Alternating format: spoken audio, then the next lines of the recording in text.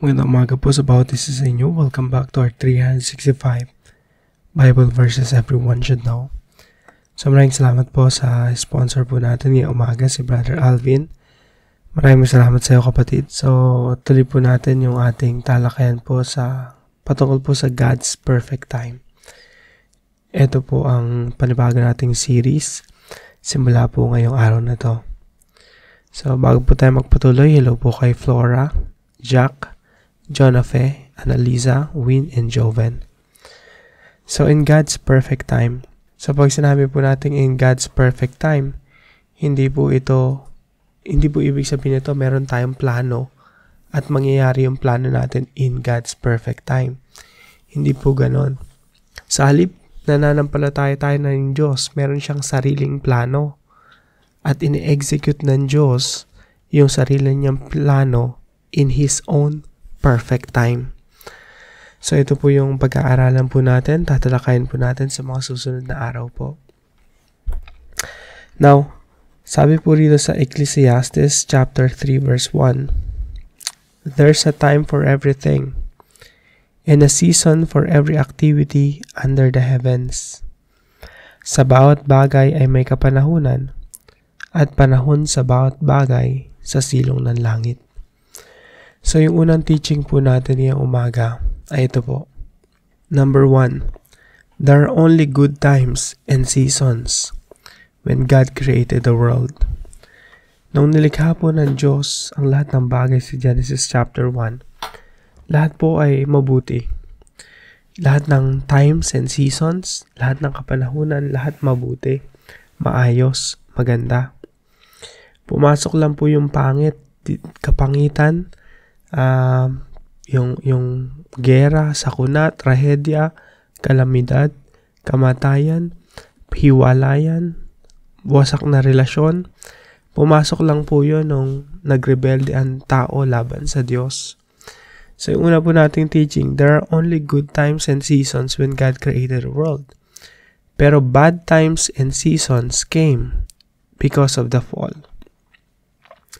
Yung bad times po, yung mga pangit na pagkakataon, yung mga bagay na inaayawan natin, yung mga bagay na naghatid sa atin ng hapdi at kirot, lahat ng mga nagpapalungkot sa atin, dumating po yan because of the fall. Nung nagkasala yung first parents natin, si Adam and Eve, pumasok rin po yung bad times and seasons. Kaya po rito sa Ecclesiastes chapter 3, sabi po rito, "There's a time for everything and a season for every activity under the heavens. A time to be born." Napakaganda po na isilang. Original creation ng Diyos, isinisilang talaga yung tao, pinapanganak talaga yung tao. But because of rebellion, pumasok yung bad times and seasons and a time to die. So there's a time to be born and a time to die. Dapat a time to be born lang eh. And we will live forever in the presence of God. Good times and seasons lang dapat. Yan yung original design ng Diyos. Tuloy po natin yung ating pagbasa. A time to be born and a time to die. A time to plant and a time to uproot. A time to kill and a time to heal, a time to tear down and a time to build, a time to weep and a time to laugh, a time to mourn and a time to dance, a time to scatter stones and a time to gather them, a time to embrace and a time to refrain from embracing, a time to search and a time to give up, a time to keep and a time to throw away, a time to tear and a time to mend, a time to be silent, and a time to speak, a time to love, and a time to hate, a time for war, and a time for peace. So dito po sa mga talatang ito, meron po mga positive. A time to laugh, a time to dance. Lahat po ng mga green na yan po yung mga positive dito. Pero meron din pong mga negative, no? A time to die, a time to uproot, a time to kill, a time to tear down. Sa huli po, a time for war. Merong panahon ng giyera, pero meron din pong panahon ng kapayapaan. So, bakit po merong positive and negative? Merong good seasons and bad seasons. Dahil po yan, sa original creation ng Diyos sa mundo, napakaganda. Tapos pumasok yung pagre-rebelde ng tao laban sa Diyos. Doon po pumasok yung bad times and seasons. Pero ang maganda po niyan, nito, point number 3 natin, God has a perfect redemption for every season. Merong perfect redemption ng Diyos sa lahat ng season ng buhay natin. Kung meron mga hiwalayan sa atin, pangit na relasyon, wasak na relasyon, yung Diyos merong redemption dyan. Merong pagtutubos, merong pagsasaayos.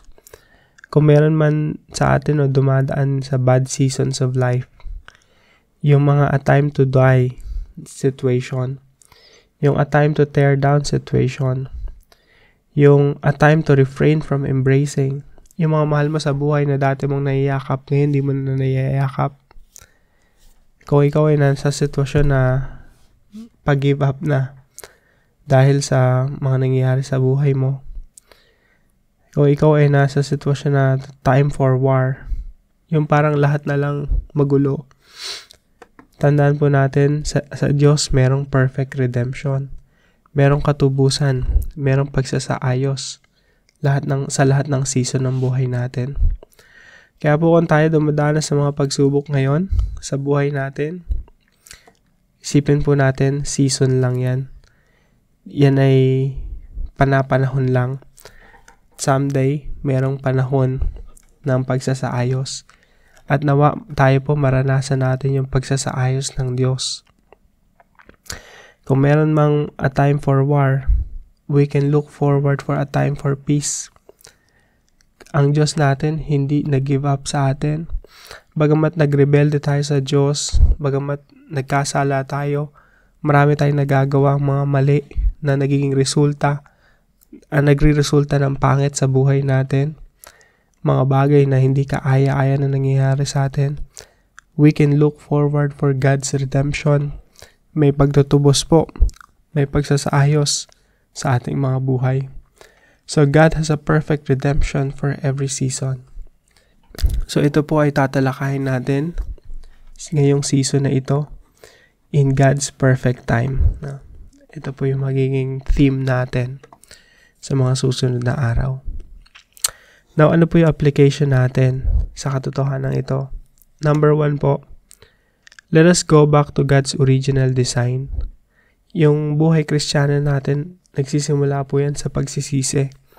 The moment na nagsisi tayo, yun yung panahon na na-realize natin yung mga kamalian sa buhay natin, mga maling desisyon na ginawa natin, mga kasalanan na pinapamuhay natin, at nagsisi tayo, it means tinatalikuran natin lahat ng mga iyon. Tinatalikuran natin yung mga kasalanan natin, mga masasamang gawi, at bumabalik tayo sa Diyos. Habang bumabalik tayo sa ating Diyos, yung mga kapangitan sa buhay natin dapat nagsishrink, kumukonti. Kung meron mang kung marami man tayong kaaway sa buhay natin, dapat kumukonti yung kaaway natin. Dahil naging Kristiyano tayo, dahil bumalik na tayo sa ating Diyos. Kung tayo man ay may initin ng ulo, kumukonti dapat yung mga pagkakataon na umiinit yung ulo natin. Kung tayo ay may masasamang gawain, kumukonti lahat yon. Ang dumadami sa atin yung kagandahan ng disenyo ng Diyos. Kaliin sabay po nun, yung mga magagandang nangyari dapat sa buhay natin, yun yung dumadami. Yung mga pangit, kumukonti rin. Yung kadiliman, kumukonti sa buhay natin, lumalaganap yung liwanag. So that's what should happen when we go back to God's original design. Pag tayo nagsisi, lumapit sa Diyos at bumalik dun sa original na disenyo ng Diyos, bumabalik tayo dun sa Genesis chapter 1 nung wala pang kasalanan yung tao. At lahat ng resulta ng Genesis chapter 3 sa atin, yung rebellion ng tao, yung pagre-rebelde ng tao sa Diyos, kumukonti lahat yon. Nag-i-shrink, nagiging maliit na lamang hanggang sa tuluyang maglaho. Alam niyo po, sa pagbabalik ng ating Panginoong Jesucristo, lahat ng resulta ng kasalanan, lahat ng resulta ng rebellion, magdi-disappear, maglalaho. Yan po ang nilook forward natin sa muling pagbabalik ng ating Panginoong Jesucristo. Pangalawa po, let us practice patience and long-suffering. Dahil pumasok ang rebellion sa mundo, yung bad times and seasons, kailangan po nating i-practice yung patience and long-suffering. Kasi po ang Diyos, yung buong creation, ipinasailalim niya sa judgment. Kaya kahit ikaw Kristiyano ka, under judgment ka pa rin. In a sense na lahat tayo mamamatay. Lahat tayo, kahit Kristiyano ka, dumadanas ng trahedya. Dumadanas ng sakuna. Wala namang sakuna at trahedya nung nilikha ng Diyos yung mundo yung Genesis chapter 1. Pero tayo, yung buong creation, sabi sa Bible, umiiyak, nag-groan, nagnanais ng redemption. At yung redemption po, mangyayari po yan, yung kabuuan ng redemption sa pagbabalik ng ating Panginoong Jesucristo. Wala na po tayong magiging problema. Wala nang pag-iyak. Wala nang kirot at habdi sa ating mga puso. Lahat po yun magwawakas. Yan po yung perfect season, perfect time na nilook forward natin. But for the meantime, kahit Kristiyano ka o hindi ka Kristiyano, the whole world is subject to judgment. Dadanas tayo ng kamatayan. Dadanas tayo ng sakuna, ng trahedya. Kaya po kailangan natin ng patience and long suffering. Tayo po kahit mananampalataya na tayo, we have to endure pain. We have to endure suffering. Na pag nagdudusa tayo, dumadanas tayo ng hapdi, ng kirot, ng sakit, kailangan ma-endure natin yun Malampasan natin iyon. Ang term na ginagamit nga nito, macrotomia, long suffering. Ibig sabihin yung pagdanas natin ng yung emotion natin, yung sakit na naranasan natin, kailangan meron tayong long suffering, macrotomia. Ibig sabihin, na-endure natin ang pangmatagalan because the world is subject to judgment. Pangatlo po, let us run to God for redemption. Yes, yung redemption po, yung pagtutubos ng Panginoong Jesucristo sa buong nilikha, mangyayari yan in the future. For sure, mangyayari po yan. Pero ngayon pa lang, hinihingi na natin yung some of the blessings of God's redemption. Ngayon pa lang, hinihingi na natin na, Lord, heal me. Lord, tulungan niyo po yung mga relationships namin, yung broken relationships, magkaroon ng restoration.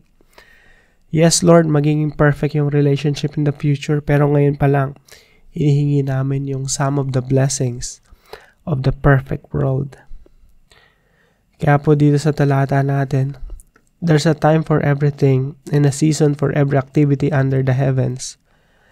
Lahat po ng pangit dito sa mundo, lahat ng sakuna, lahat ng trahedya, meron po yung katapusan.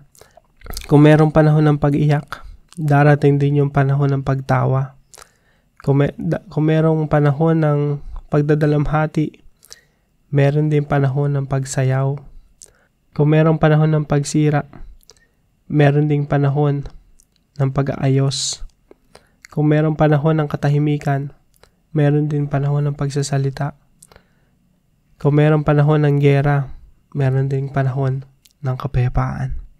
Ngayon pa lang po, hinihingi na natin yung some of the blessings of the perfect world, of God's perfect redemption to happen, to be realized in our lives in the here and now.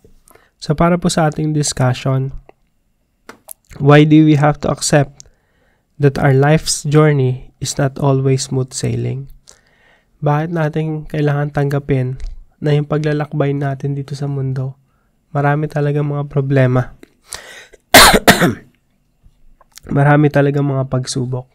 It's not smooth sailing. Parang ang naglalayag na marami kang tinatahak na bagyo, malalakas na alon, mga pagsubok na sometimes sobrang hirap. Why do you have to accept that our life's journey is not always smooth sailing? Para po sa ating panalangin, Lord, thank you because you hold times and seasons of my life.